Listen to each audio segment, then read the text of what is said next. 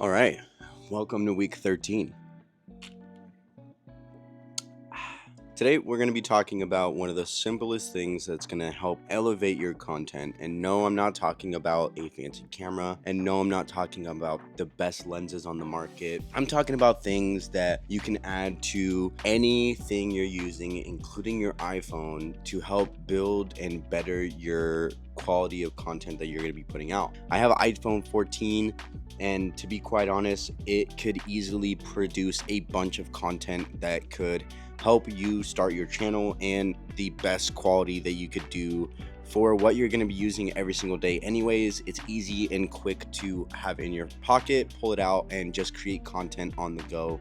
I used it a bunch of times, not as of late as I've upgraded to a Sony camera, but in terms of someone that might be starting out, this could be an easy way for you to make your content and stop making excuses thinking you need the best thing that's on the market when in reality it's in your pocket. Now, the whole purpose of this video isn't to talk about which camera you should be using or which iPhone or Android you could be using to produce said content, but the type of things that you could use to upgrade and elevate your content right now. Now, these things that I have in front of me right now are different kinds of mics that I've used throughout the years of creating content. I started out with a simple lapel mic. It was a simple USB plug-in for my iPhone, and I was able to create a decently good audio for creating content, especially when you're in places where there might be a lot of noise. It is a uncontrolled area like a train station or just a public walking area. Wherever there might be extra noises created in the background could be used to simplify and grab your voice.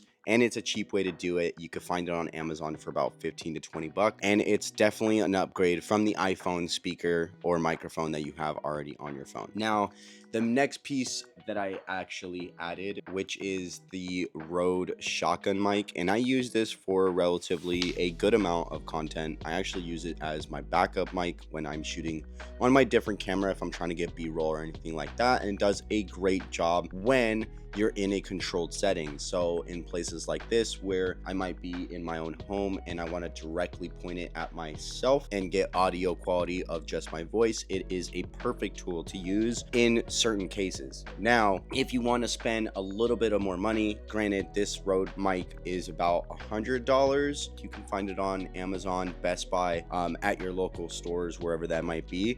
You could probably pick this up for about less than $100. And now we're going to talk about my favorite mic that I've ever had, and I'm currently using it right now, which is the DJI Mic 2. The reason why I love it is because of two things. One, I was able to buy a shoe upgrade for my Sony camera, so it literally just plugs in and I can turn it on and it connects perfectly. You can use this for any kind of camera out there. It's not just Sony. Most cameras in today's day and age have a shoe adapter that you can easily plug in and just kind of use the mic and plug and play. The other instance is what comes with it when you actually buy the mic. It comes with an adapter. It comes with a lightning adapter and a USB Type-C, which is a great thing to have if you have Android or you have the newest iPhone. It gives you both options to be able to plug it in directly to your phone, no wires, completely wireless, and you're still able to produce a high quality audio for anybody that's listening. And right now we actually have it on